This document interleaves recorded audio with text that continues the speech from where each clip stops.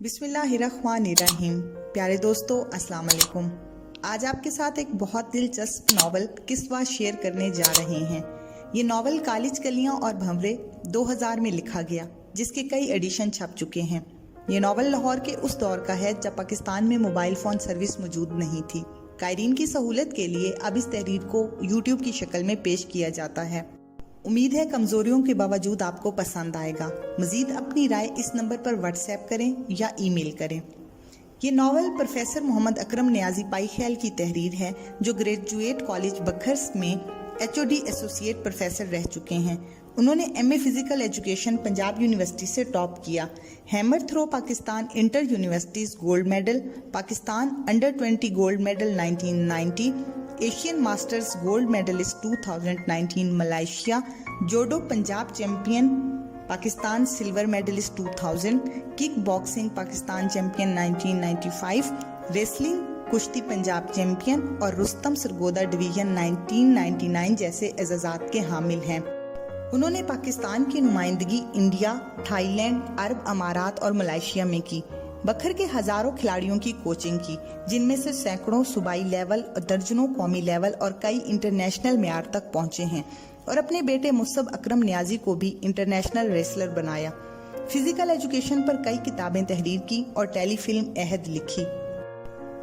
कायरीन, ये नावल हमारे तालीमी इदारों में मौजूद हकीकत की अक्कासी के लिए लिखा गया है। इसमें तालीमी इदारों में होने वाली तालीम के साथ साथ सियासत, गुंडागर्दी, मोहब्बतें, अफेयर, धोखे, बेवफाइयाँ, रंग लड़ियाँ और काफ़ी कुछ है, और जो बिल्कुल सच है। बल्कि मैंने इस नावल में जो कुछ लिखा है, इसको मैं ज़ाती तौर पर देखकर अपने इर्द गिर्द कई दोस्तों के हवाले से परख और महसूस भी कर चुका हूँ। ये नावल लिखने का मेरा कोई इरादा नहीं था। मैं सिर्फ फिजिकल एजुकेशन से मुतल्लिका किताबें ही लिखता था।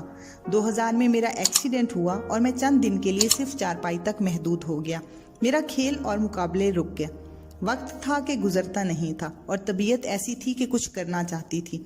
मैंने वक्त गुजारने के लिए एक मशहूर नावल और अफसाना निगार की तहरीरों को पढ़ा।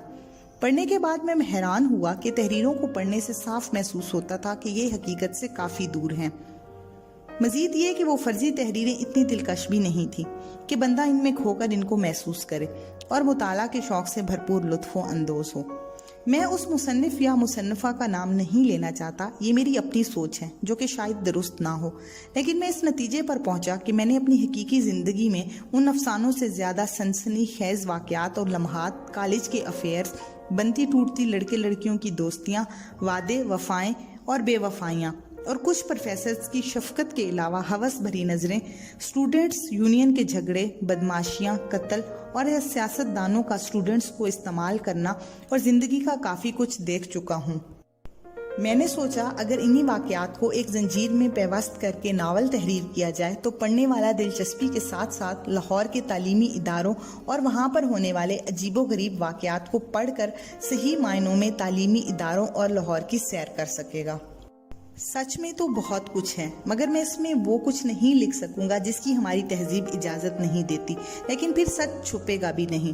कायरीन को ये सिर्फ दिलचस्प मगर शायद अनोखा लगे, या उन्होंने कॉलेजों में लड़कों के साथ लड़कियों की मौजूदगी को सतही नज़र से देखा हो। बहरहाल सच्चाई वो है जो इसमें है। कायरीन को ये बात यहाँ पर बताता चलूँ कि ये नावल 1990 के वाक़यात पर मबनी है, जब राब्ते का जरिया PTCL, फ़ोन और ख़तो किताबत थी, और मोबाइल अभी पाकिस्तान में नहीं आया था या आम नहीं हुआ था। आइए इस नावल को शुरू करते हैं। हंजला आज बहुत खुश था। वो जिस मकाम पर पहुंचना चाहता था वो मंजिल करीब आ रही थी। वो इस मंजिल के लिए सालहा साल से अनथक मेहनत कर रहा था। वो अपने दिल में कई उमंगें लिए हुए अपने मकसद की तकमील के करीब से करीब तर होता जा रहा था।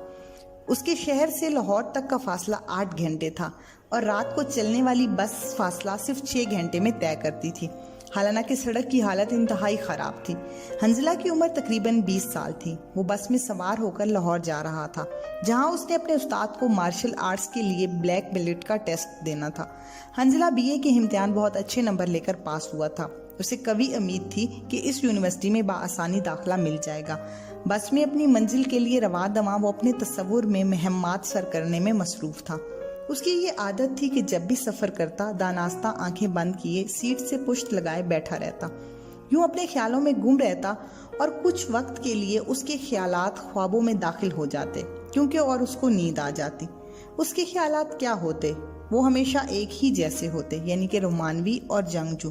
یعنی وہ ہر وقت یہی سوچتا رہتا تھا کہ طاقتور سے اس کا ٹکراؤ ہوگا تو وہ اس کو کس طرح رام کرے گا، خود محفوظ رہ کر کس طرح اسے نقصان پہنچائے گا۔ جب بھی کسی رئیس زادے کو طاقت، روپیہ اور معاشرتی طور پر مضبوط اور مغرور دیکھتا تو اس کے ذہن میں یہ فلم چلنے لگتی کہ اس نے اس کے ساتھ کیسا تکبرانہ برتاؤ کیا تو وہ اس کو کیسا جواب دے گا۔ ان خیالات کے علاوہ اسے دو قسم کے اور خیالات بھی آتے، وہ یہ کہ تصور میں دوستوں سے دوستی نبھاتا اور مزید اپنے ساتھ کسی اندیکھی خوبصورت لڑکی کو تصور میں دیکھتا اور اس سے محبت نبھاتا، مگر حقیقت میں ایسی کسی لڑکی کا وجود اس کی زندگی میں نہیں تھا۔ لیکن آج حنزلہ کے ذہن میں یہی خوشی تھی کہ مارشل آرٹس کی ٹریننگ جو اس نے آج سے قریباً 2.5 سال قبل اپنے استاد سر ہمایوں سے لاہور میں شروع کی تھی، اس کا بلیک بیلٹ ٹیسٹ اگلے دن دینا تھا۔ حنزلہ نے 3rd ایئر میں داخلہ اسی مقصد کے لیے لیا تھا لاہور میں کہ اپنے مارشل آرٹس کے شوق کو پروان چڑھا سکے۔ اس نے بہت محنت کی، اس وجہ سے لاہور میں کوئی خاص دوست نہیں بنا سکا کیونکہ صبح ٹریننگ اور دن میں کالج میں مصروف رہتا اور پھر رات کو جلدی سو جاتا کیونکہ صبح اس کو جلدی اٹھنا ہوتا تھا۔ حنزلہ انہی خیالات کے دھارے میں تھا کہ بس لاہور پہنچی۔ وہ صبح 5 بجے مینار پاکستان کے قریب اتر گیا اور رکشے میں بیٹھ کر اپنے عظیم استاد ہمایوں کے گھر پہنچا۔ اس کے استاد ہمایوں نے اگلے 4 دن تک اس کا کک باکسنگ، مارشل آرٹس اور جوڈو کا سخت ترین ٹیسٹ لیا اور کئی کھلاڑیوں سے اس کی فائٹس کرائیں، جس میں حنزلہ اپنے ماسٹر کو مطمئن کرتا رہا۔ پیارے یوٹیوبرز، پلیز آپ ہمارے چینل کو سبسکرائب کریں، لائک کریں اور شیئر کریں اور گھنٹی کے نشان کو دبا دیں تاکہ ہماری ہر آنے والی ویڈیو آپ تک پہنچ سکے اور ہماری حوصلہ افزائی ہو سکے۔ جی تو دوستو، آج کی قسط یہیں تک تھی۔ ناول کا بقیہ حصہ آپ اگلی قسط میں پڑھ اور سن سکتے ہیں۔ اجازت دیجیے، اللہ حافظ۔